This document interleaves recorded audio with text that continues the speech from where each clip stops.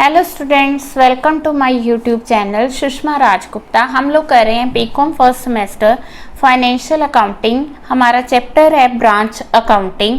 ठीक है, तो ब्रांच अकाउंटिंग का हम लोग लास्ट ही टॉपिक है branch keeping full system of accounting. ठीक है, इसमें हम लोग बात करेंगे उन ब्रांचेस की जो अपना अकाउंट सिस्टम खुद तैयार करती हैं। इससे लास्ट वीडियोस में हमने क्वेश्चन किए जिसमें हेड ऑफिस बुक्स मेंटेन करते हैं। तो ये जो ब्रांचेस हैं खुद full system of accounting maintain करती हैं। ये ब्रांचेस जो हैं खुद गुड्स को परचेज भी कर सकती हैं, जैसा कि वो ब्रांचेस नहीं कर सकती। These branches are independent branches. ये हेड ऑफिस को गुड्स सप्लाई भी करती हैं, एक्सपेंसेस पे करती हैं, कैश डिपॉजिट करती हैं। तो ये जो है अपने तरीके से गुड्स की परचेज और सेल कर सकती हैं। ये जो ब्रांचेस होती हैं डबल अकाउंटिंग सिस्टम को अडॉप्ट करती हैं। ये खुद trading and profit and loss account भी तैयार करती हैं। ये अपनी बुक्स में हेड ऑफिस का अकाउंट ओपन करती हैं। ठीक है, तो इनमें खास बात क्या है कि फिर इनमें मतलब जब सारा कुछ ब्रांचेस आप ही करती हैं तो फिर इसमें खास बात क्या है, बट ये जो भी काम करती हैं, जो भी इनका प्रॉफिट होता है ब्रांचेस का, वो अल्टीमेट प्रॉफिट हेड ऑफिस का ही है। ठीक है, so ultimate these are related to the head office. तो सबसे पहले आ गया कि ये जो ब्रांचेस हैं जब हम गुड्स परचेज करती हैं तो हेड ऑफिस अपनी बुक्स में अलग एंट्री डालेगा और ब्रांचेस अपनी बुक्स में अलग से एंट्री डालेंगी। अब जब एसेट परचेज किया, अभी मैंने बताया कि इस केस में ब्रांचेस खुद भी एसेट परचेज कर सकती हैं, हेड ऑफिस ने तो करना ही करना है। ठीक है, अब अगर तो पेमेंट है वो ब्रांच ने पे की है, if payment made by branch, payment किसने की है? ब्रांच ने पेमेंट की है। तो ब्रांच अपनी बुक्स में क्या लिखेगी? क्योंकि ब्रांच ने पेमेंट की है तो ब्रांच अपनी बुक्स में लिखेगी टू कैश, कि ब्रांच लिखेगी कैश दे दिया, because payment is made by branch, तो वो लिखेगी टू कैश। फिर डेबिट किसको करेगी? हेड ऑफिस अकाउंट को। ठीक है, हेड ऑफिस अपनी बुक्स में क्या लिखेगा? लिखेगा कि ब्रांच फिक्स्ड एसेट, ब्रांच का फिक्स्ड एसेट आया, क्योंकि इसने पेमेंट नहीं ना की, टू कैश नहीं करेगा, तो हेड ऑफिस क्या लिखेगा? To branch account. बहुत सिंपल बात है। ब्रांच अपनी बुक्स में लिखेगी टू कैश बिकॉज इसने पेमेंट की है। डेबिट किसको करेगी? हेड ऑफिस को। हेड ऑफिस अपनी बुक्स में लिखेगा कि ब्रांच का फिक्स्ड एसेट आया, पेमेंट किसने की? खुद ने की। किसने की? ब्रांच ने की। ठीक है, नाउ सेकेंड पॉइंट इज कि depreciation of the fixed asset. अगर हमने फिक्स्ड एसेट की डेप्रिसिएशन को डालना है तो ब्रांच अपनी बुक्स में क्या डालेगी? P&L account debit to head office. जब एसेट आया था तो इसने डेबिट किया था हेड ऑफिस को, एसेट की वैल्यू लेस हुई है, डिक्रीज हुई है, तो ये क्या कर रही है? क्रेडिट कर रही है। फिर डेबिट किसको? ये क्या कर रहा है? Branch account debit. डेबिट किसको कर रहा है? ब्रांच को। क्रेडिट किसको कर रहा है? Branch fixed asset account. Clear है? ठीक है जी। अब नेक्स्ट आ गया अपना कि हेड ऑफिस के एक्सपेंसेस। हेड ऑफिस के एक्सपेंसेस हैं, हेड ऑफिस के एक्सपेंसेस हैं, तो एंट्री क्या आएगी? हेड ऑफिस अपनी बुक्स में लिखेगा branch to P&L।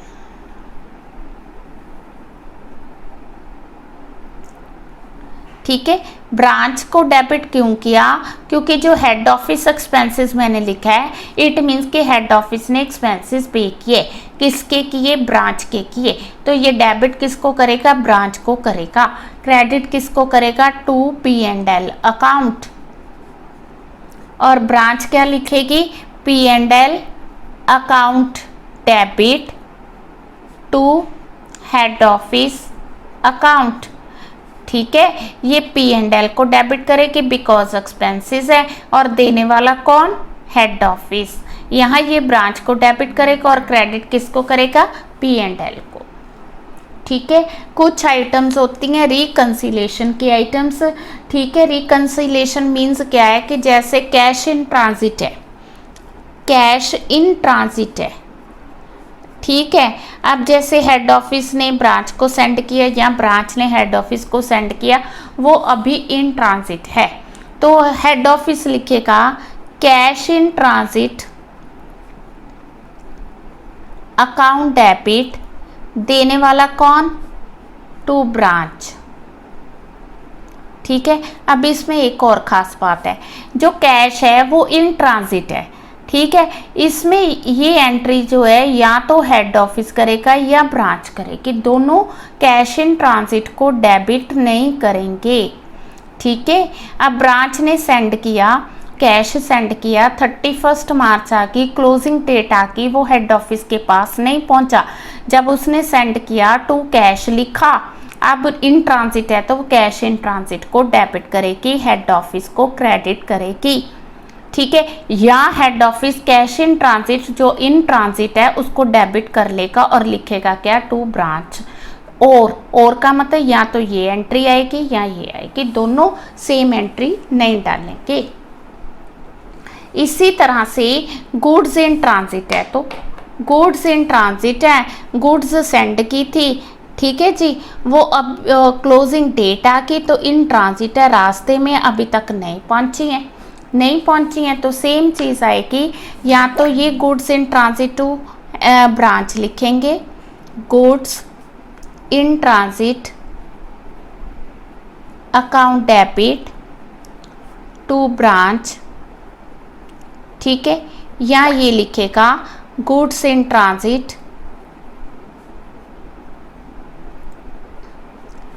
To head office, same entry आएगी। Point clear. तो गुड्स इन ट्रांजिट है तो भी सेम, कैश इन ट्रांजिट है तो भी इसी तरह से एंट्री आएगी, ठीक है। अब हम करेंगे इंटर ब्रांच ट्रांजैक्शंस। हाँ जी, अब इंटर ब्रांच ट्रांजैक्शंस,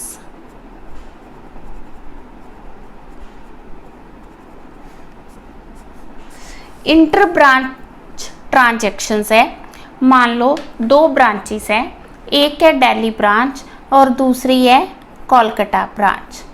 अब जो दिल्ली ब्रांच है वो गुड्स को रिसीव कर रही है, जब वो गुड्स को रिसीव करेगी तो एंट्री डालेगी goods received. Inter branch transaction है ना, एक ब्रांच गुड्स रिसीव कर रही है, goods received from other branch, account debit to head office, ठीक है। दिल्ली ब्रांच वो जो गुड्स को रिसीव कर रही है, कोलकाता ब्रांच वो जो गुड्स को डिलीवर कर रही है। तो कोलकाता ब्रांच क्या लिखेगी, कोलकाता ब्रांच लिखेगी head office account debit to goods sent to other branches, समझ के, ठीक है। अब हेड ऑफिस क्या लिखेगा, हेड ऑफिस क्या करेगा, रिसीविंग ब्रांच को डेबिट करेगा, दिल्ली ब्रांच को डेबिट करेगा, अकाउंट डेबिट, और क्रेडिट किसको करेगा, कोलकाता ब्रांच को। पॉइंट समझ के, कोलकाता ब्रांच अकाउंट, क्लियर है।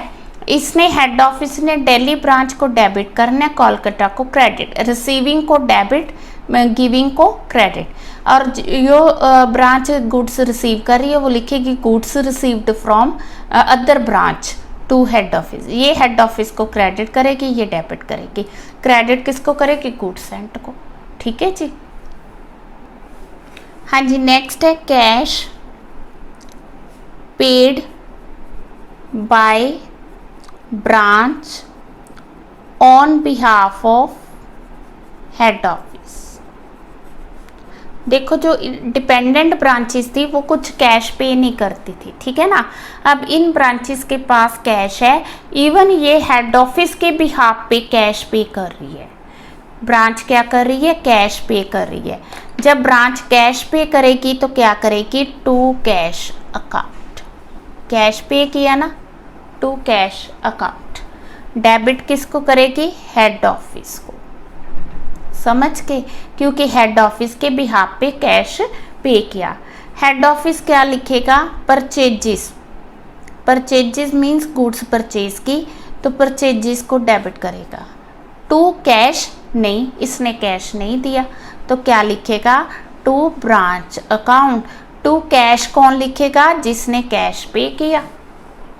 ठीक है, बहुत ही सिंपल है, समझ के फिर आपने एंट्रीज करनी है। अब आ गया cash collected by branch on behalf of head office.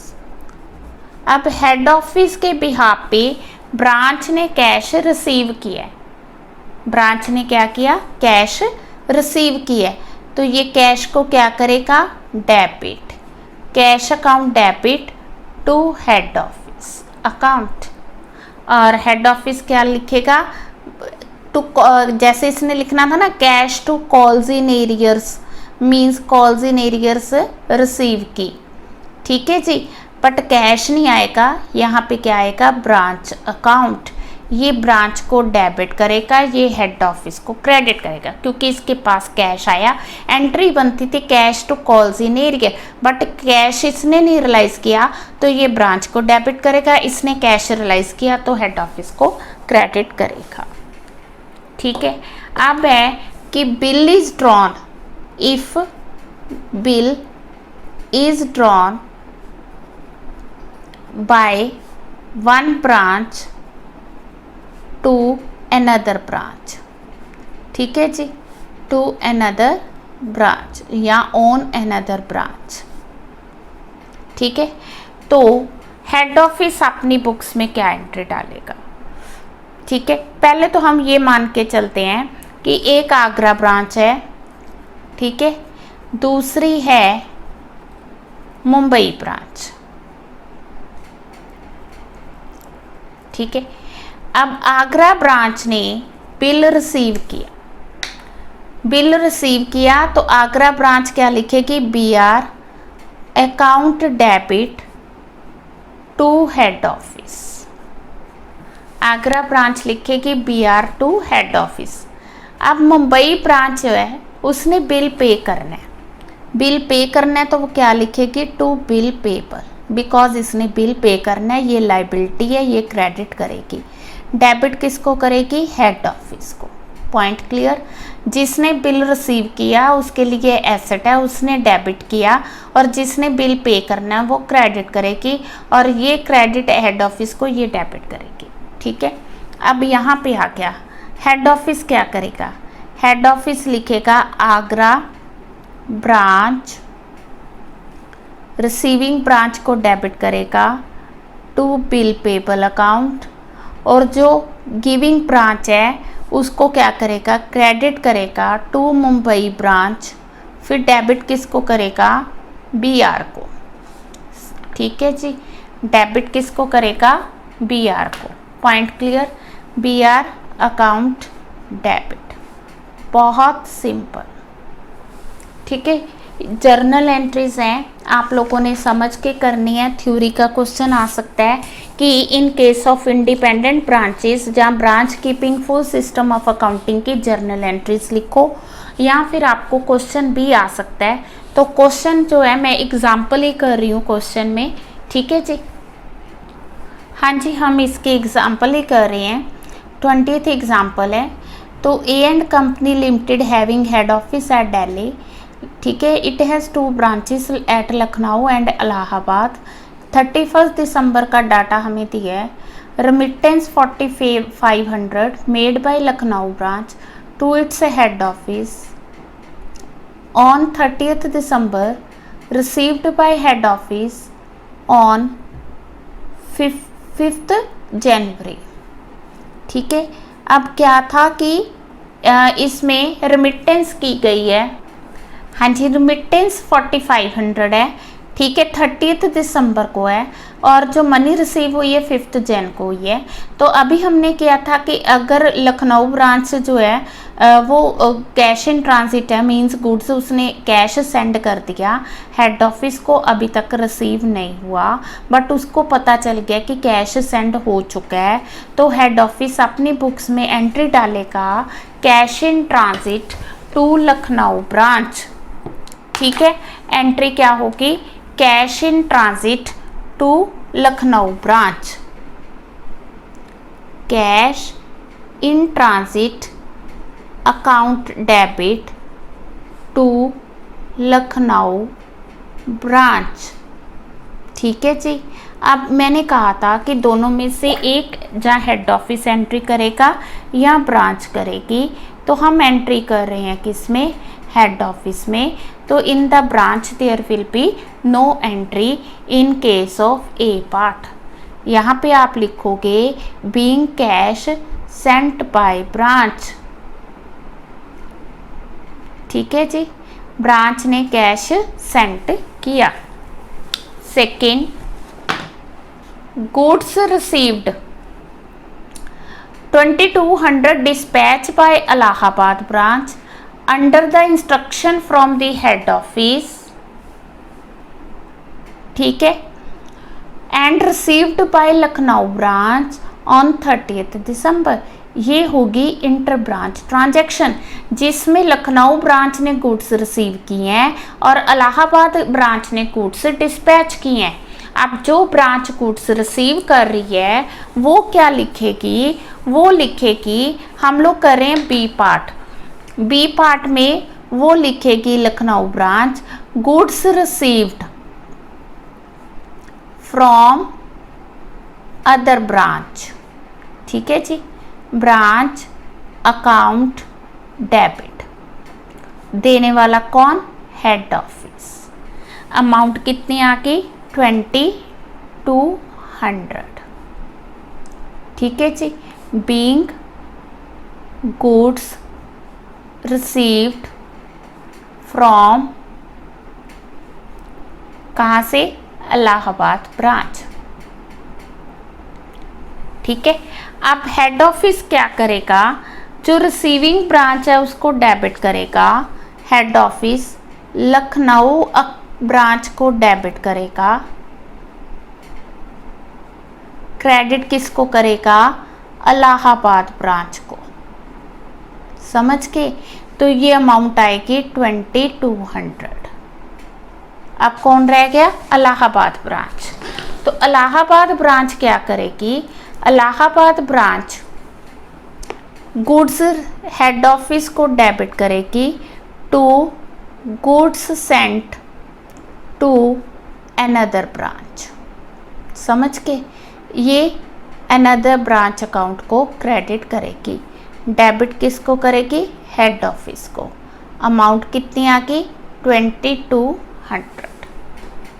Clear है। C part, depreciation 1100 Lucknow branch fixed asset. ठीक है, when account is maintained by the head office. हमने डेप्रिसिएशन की जर्नल एंट्री की थी, डेप्रिसिएशन की जर्नल एंट्री क्या होगी। ठीक है, हेड ऑफिस लिखेगा branch Lucknow branch account debit, Lucknow branch fixed asset account debit.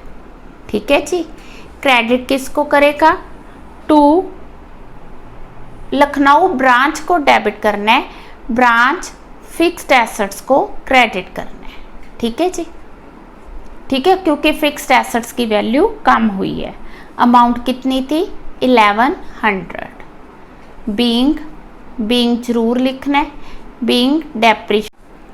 हाँ जी, डी पार्ट है, goods worth 9000 dispatch by head office to Allahabad branch and received by branch on 7 जनवरी।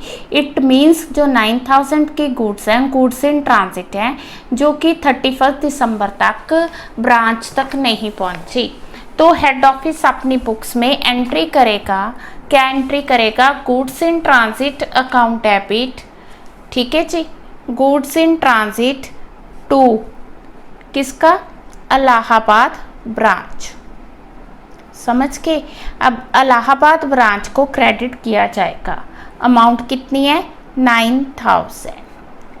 ठीक है, हमने किया था कि जो कैश इन ट्रांसिट है, गुड्स इन ट्रांसिट है, उसका सिंगल इफेक्ट होगा, या हेड ऑफिस अपनी बुक्स में एंट्री करेगा या ब्रांच करेगी। ठीक है, तो यहाँ पे हम क्या कर रहे हैं, हेड ऑफिस अपनी बुक्स में एंट्री कर रहा है। तो बीइंग जरूर लिखना है, being goods in transit, goods sent to Allahabad branch were in transit. ठीक है जी, क्लियर है। अब ब्रांच जो है इसकी कोई एंट्री नहीं डालेगी। ठीक है, देन आ गया Lucknow branch E part paid 400 dividend to the share holder on behalf of head office. Head office के बिहाफ पे ब्रांच ने अमाउंट पे की है 400 डिविडेंड। ठीक है, अब ब्रांच ने डिविडेंड पे की है, लखनऊ ब्रांच का ये अकाउंट है, तो लखनऊ ब्रांच क्या लिखेगी, head office to cash. Lucknow branch लिखेगी head office to cash, because इसने हेड ऑफिस के बिहाफ पे कैश पे किया, दैट इज 400। क्लियर है। और ये हेड ऑफिस क्या लिखेगा, हेड ऑफिस अपनी बुक्स में एंट्री डालेगा। क्या एंट्री होगी इसकी, dividend, yes, dividend account debit to cash, no, to Lucknow branch, because इसने खुद पे नहीं किया, ब्रांच ने पेमेंट की है। अमाउंट क्या आ गई, 400। क्लियर है। इसके बाद F point, a sum of 600 arrears of call was received by Allahabad branch from a shareholder not communicated to the। ये आ गया कि amount received by branch on behalf of the head office। तो Allahabad branch ने 600 rupees on behalf of head office receive किए। तो Allahabad branch अपनी books में क्या एंट्री करेगी, cash account debit, cash account debit to head office. ठीक है, इसने कैश कलेक्ट किया on behalf of the head office, और हेड ऑफिस अपनी बुक्स में क्या एंट्री करेगा, इलाहाबाद ब्रांच को ये डेबिट करेगा। Allahabad branch account debit, credit किसको करेगा, कॉल्स इन एरियर्स। अमाउंट आ गई 600। ठीक है जी। देन आ गया G point, Lucknow branch draws a bill on Allahabad branch which send its acceptance। It means कि इलाहाबाद ब्रांच ने क्या किया, बिल पे करना है। जिसने बिल पे करना है, इलाहाबाद ब्रांच ने बिल पे करना है, तो इलाहाबाद ब्रांच लिखेगी head office account debit to bill payable account. ठीक है जी, इलाहाबाद ब्रांच लिखेगी to bill payable account, being acceptance given by Allahabad branch. और अपनी इलाहाबाद लखनऊ ब्रांच क्या लिखेगी, बिल रिसीवेबल, क्या लिखेगी, bills receivable account debit to head office account. Amount कितनी है, 5000। ठीक है, अब आ जाओ हेड ऑफिस। हेड ऑफिस क्या लिखेगा, हेड ऑफिस पहले तो एंट्री डालेगा किस चीज़ की, लखनऊ ब्रांच, ये रिसीविंग ब्रांच को डेबिट करेगा टू बिल पेबल अकाउंट। बिल्कुल उसी तरह से हम सम कर रहे हैं जैसे हमने जर्नल एंट्रीज की थी। ठीक है, जर्नल एंट्रीज आ गई तो बड़े आराम से क्वेश्चन हो जाएगा, bill receivable to Allahabad branch जो पेइंग ब्रांच है उसको क्या किया, क्रेडिट कर दिया। Point clear, question solve. तो इस तरह से 15 मार्क्स का ये क्वेश्चन भी उतना ही इम्पॉर्टेंट है जितने बाकी मेथड्स इम्पॉर्टेंट है। ठीक है, हर एक मेथड इसका इम्पॉर्टेंट है। तो ये इंडिपेंडेंट ब्रांचेस ख़त्म नहीं हुई, इसका एक मेथड अभी रह गया, incorporation of branch trial balance in head office books, जो कि हम नेक्स्ट वीडियो में करेंगे। ठीक है, वीडियो अच्छी लगी वीडियो को लाइक करें, चैनल को अभी तक नहीं सब्सक्राइब किया तो प्लीज़ ज़रूर सब्सक्राइब करें और ज़्यादा से ज़्यादा इसे शेयर करें। Thank you.